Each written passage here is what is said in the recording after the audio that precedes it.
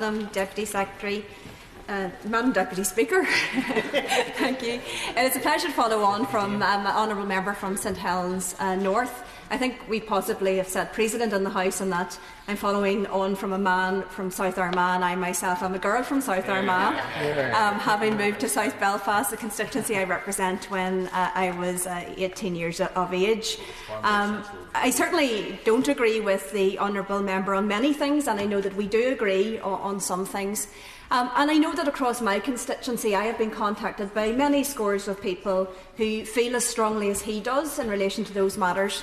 But I would like to agree also with the honourable member from North Down that I've also been contacted by literally hundreds and hundreds of people by email and to my office that have said very, very clearly that they want these matters to be dealt with in the devolved assembly. And therefore, I got elected to this House just 2 years ago, and it is a matter of considerable sorrow to me that continuously through that 2-year period we have not had a Northern Ireland Assembly.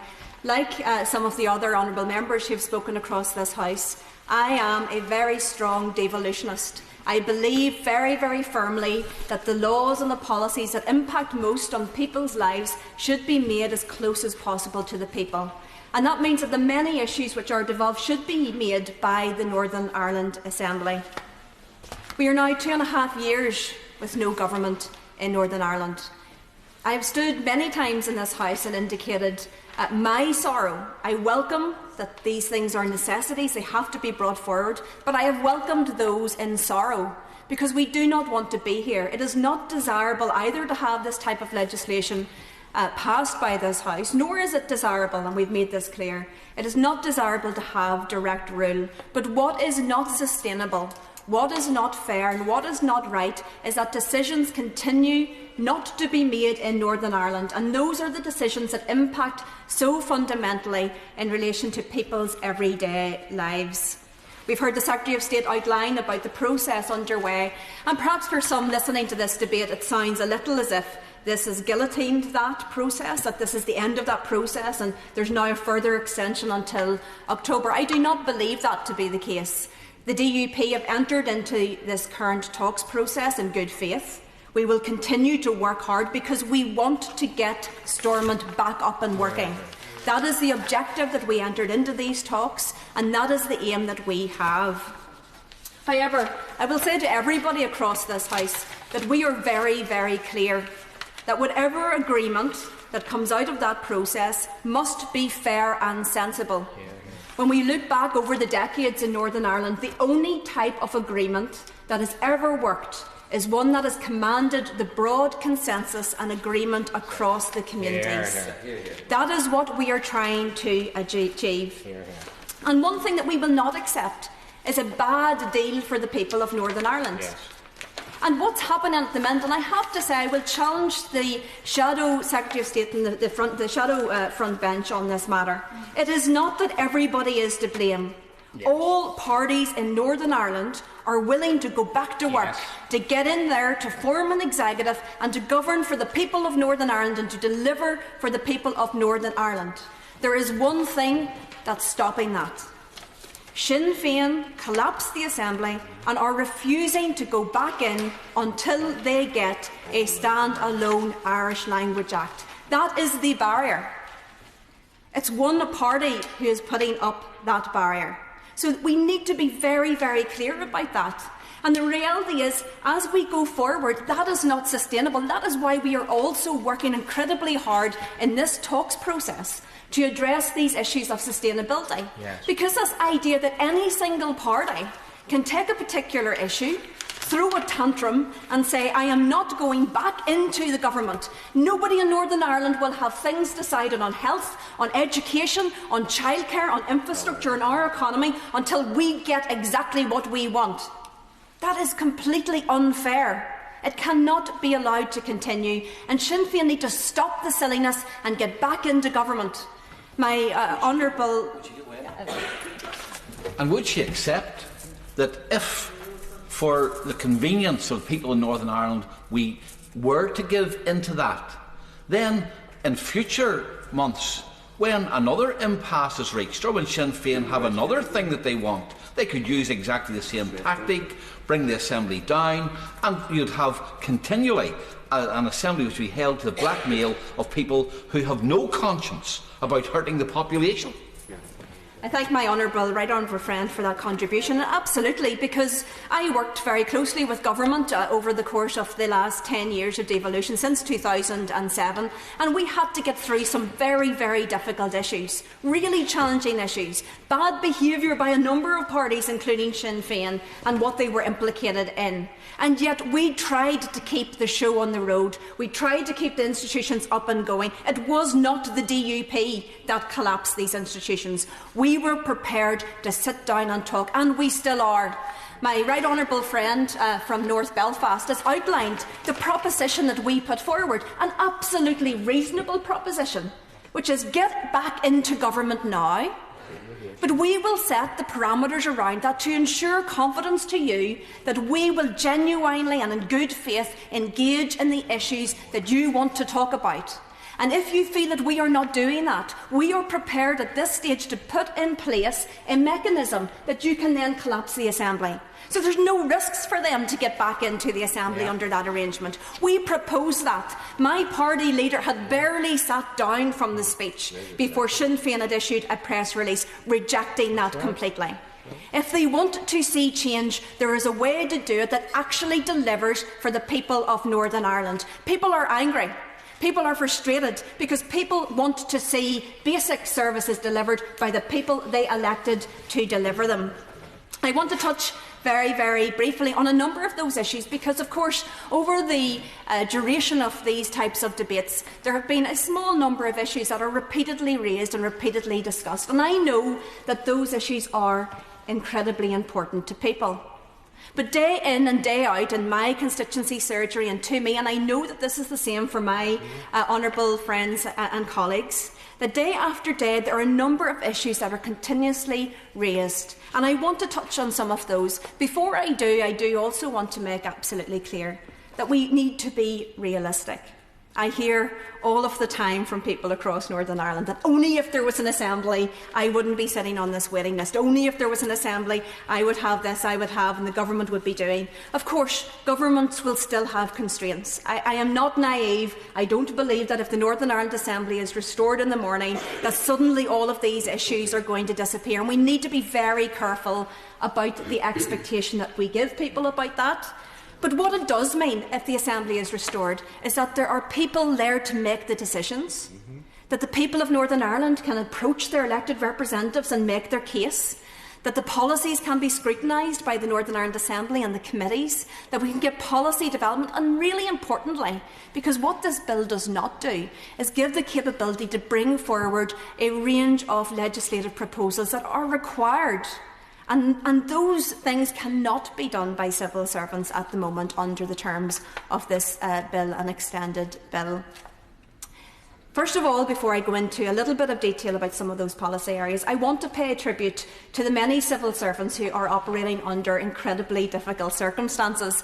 I say that with a little bit of a smile because, of course, my husband is a senior civil servant in one of the most challenging departments, which is the Department of Health. So I do want to say, and I believe I do say this very, very fairly, in that I would not like to be in that situation. It's a very difficult set of circumstances. In the Department of Health, they are in a slightly better situation, ironically it may seem, but slightly better because the Northern Ireland Assembly agreed the Bengoa recommendations and a transformation plan prior to the collapse of the Assembly. And what that has meant is that he has been able to go on and make some decisions under the terms of that policy. He has been able to carry forward with some of the consultations. Some of those are very controversial, of course, and the findings of those will have to be considered. But there are many things that he cannot do, and that's the same right across our civil service. And I do want to pay tribute to the incredible work that they have done under very, very difficult circumstances, circumstances they should never have to find themselves in. First of all, I want to touch very briefly on the issue of education. Recently, I have started what I am calling sort of special autism clinics and surgeries right across my constituency. And the reason I started doing this was because I was seeing so many people coming through my door facing really challenging issues in terms of special educational needs and autism in particular. Everything from trying to get their child statemented, the waiting list within schools up to a year plus or 2 years before they can get their child seen. Parents know the help that their child needs and they can't get it at the moment. We need a fundamental review of special educational needs and autism services across our education system. The system is not just creaking, it's breaking, and it's children who are suffering. And one of the issues I do want to challenge my honourable friend from St Helens North on is that I would question, what about the human rights of that child? A child sitting waiting for an autism assessment and can't get that for years because there's no government there to carry out the fundamental review. Those are rights too. I speak to teachers. I will indeed. Honourable friend for giving way. Would she not agree with me? This is another example where in Northern Ireland children are still having statements, whereas in the rest of the United Kingdom they're having educational healthcare plans. And it shows that children in Northern Ireland with special educational needs, the system isn't working for them at the moment. She's quite right. I thank the honourable member for that contribution, and certainly one of the issues being discussed currently, because at the moment in relation to the talks process we're talking about a whole range of policies that potentially could go into a programme for government, and one of those absolutely must be the reform of education, the reform of provision, particularly special educational needs. This is something I have been fighting very hard for. I think there's consensus across all of the parties on this, but we need a Northern Ireland Assembly back in order to get that into place. I speak also to many teachers, and particularly head teachers of schools. Their budgets are under incredible pressure. I know that the Northern Ireland Affairs Committee has taken evidence in relation to this, but this needs to be resolved. Schools are crying out for financial help. Those are the types of issues that I know my fellow MLAs in the DUP, but MLAs right across Northern Ireland want to be talking about. Very often in Northern Ireland, particularly at this time of the year, politicians get criticised about talking about flags and bonfires. And the reality is the vast majority of people that I know, including myself, yes, those are issues and those issues need to be addressed, but what we want to be talking about is health, education, public services, about affordable childcare, tackling the issues within health. That's what we want to focus on, and at the minute we are prevented from doing that in a meaningful way because these issues on the whole are devolved and there's no Northern Ireland Assembly there to do that. I want to talk a little bit about affordable childcare. We don't have 30 hours free childcare in Northern Ireland. And just before the collapse of the Assembly, there was work underway to bring forward a comprehensive affordable childcare programme. But that doesn't help the parents in Northern Ireland at the moment who cannot get access to the same levels of support tailored for Northern Ireland that people get across the rest of the United Kingdom. These are urgent issues impacting on hard-working families who are really feeling the pressure in terms of their household budget. In relation to health, for example, we've got a crisis of GPs. I wasn't feeling that well last week. I phoned up my GP and was told it was 2 weeks waiting time before I could get an appointment. And quite frankly, I felt, well, I'll be okay, hopefully, by then. But there is a crisis of GPs across Northern Ireland. We don't have enough of them. Practices are under a huge amount of pressure. Waiting lists are growing. And that's the same across the entire of the health service. We need to have the decisions about budget. We need to have the decisions about health transformation that will fundamentally tackle the huge waiting lists that we have. I get people coming into my constituency surgeries and my constituency office getting a letter back to say it's 2 years, 3 years before they can get access to a pain clinic and to get some help. And again, I want to raise this point about rights and to challenge the issue that these issues aren't rights either. They are fundamental rights. What about that person sitting on a cancer waiting list? What about their fundamental right to life, where that person is sitting on a waiting list and could well die before they get the intervention they require because there is no Northern Ireland Assembly? This is rights denied, rights on basic public services, and that is wrong and must be addressed. There is a party who is denying rights in Northern Ireland across health, education and fundamental support for ordinary human beings, and that is Sinn Fein. I will indeed. Thank you, Madam Deputy Speaker. I think the Honourable Lady is making a really good speech.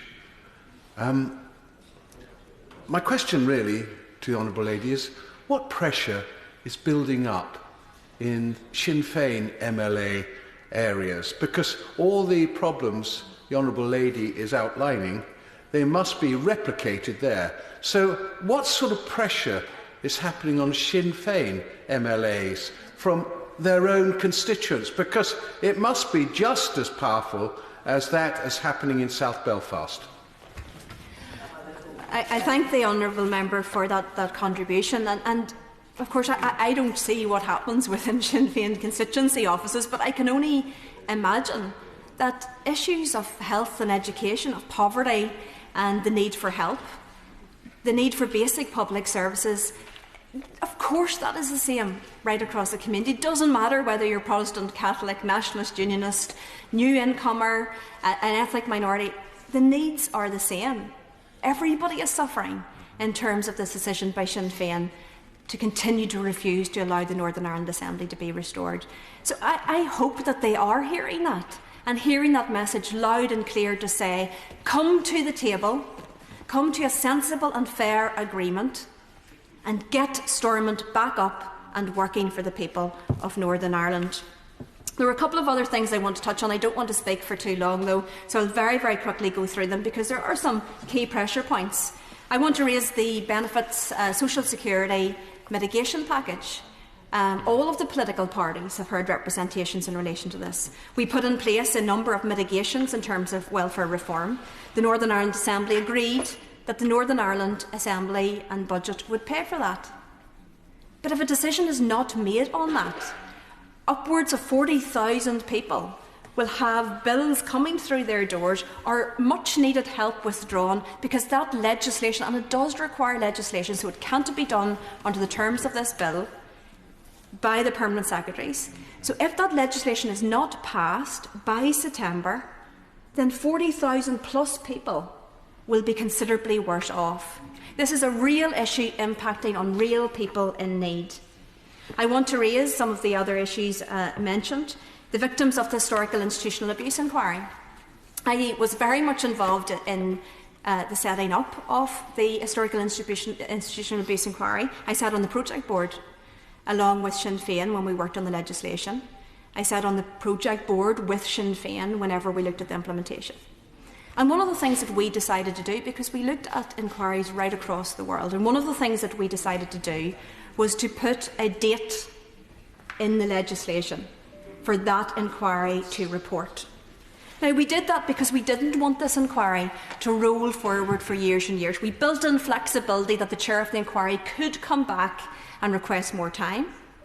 But we knew right from the passing of the initial legislation the date that that inquiry was due to report. I sat on the project board with Sinn Féin while we liaised throughout the duration of that inquiry. And 2 weeks, I think it was about 2 weeks before that inquiry report was due to report, and the chairman of the inquiry had made it clear to all members of the project board, including Sinn Féin, that the report was on time and the report would be coming. 2 weeks before that report was due, Sinn Féin chose to collapse the Assembly. I made the point, because there were two big outstanding issues, the budget for Northern Ireland and the HIA report. And before Sinn Féin collapsed the Assembly, I made the case to Sinn Féin. Yes. And I said to the then Finance Minister, look, there are these two issues. You can choose to collapse the Assembly. We can't stop you from doing that. But what is the necessity about time? We can take these 2 weeks, pass a budget, get things going and public services supported. We can wait for the HIA inquiry report, and they decided not to. But we have now moved on. This isn't about the politics of it. We want and need for those victims to get support. And this issue, again, requires legislation, and that is being held up because there is no Northern Ireland Assembly. I will indeed. She has made a very, very important point about Sinn Féin refusing to bring forward a budget before they collapsed the Assembly. Now, of course, the reason for that was that they couldn't face up to the hard decisions which were required to bring forward a budget. Is that not another reason why Sinn Féin are resisting going into the Assembly at the moment? Because they don't want to bring forth forward a budget, and they would much prefer that somebody else would do the hard lifting for them rather than take the hard decisions which politicians have to take. I thank my right honourable friend for that contribution, and indeed I do believe that the last Sinn Fein, I think it was perhaps the first Sinn Fein finance minister of devolved government, but also the last finance minister that we had, has the rather dubious title of being the finance minister who did not bring forward a budget. The core duty that he had, because yes, there are difficult decisions to be made within a budget.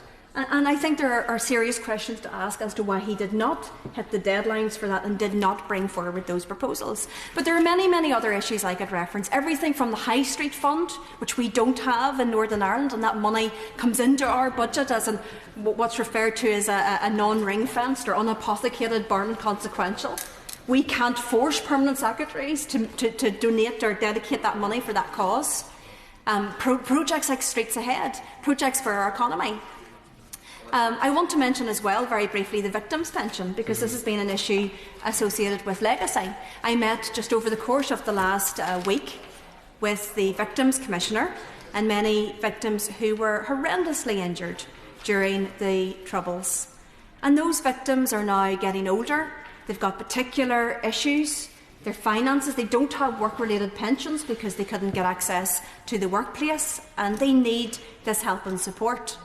Again, that requires legislation, and that hasn't been brought forward. There are many, many victims across Northern Ireland who require additional support. And I just want to pay tribute to B. Wharton, who was buried today. She was the last remaining mother of one of the Kingsmills victims. And she was an incredibly strong, passionate woman who literally fought right up until her last breath to try to get justice for her son and the other victims of that terrible, terrible sectarian atrocity.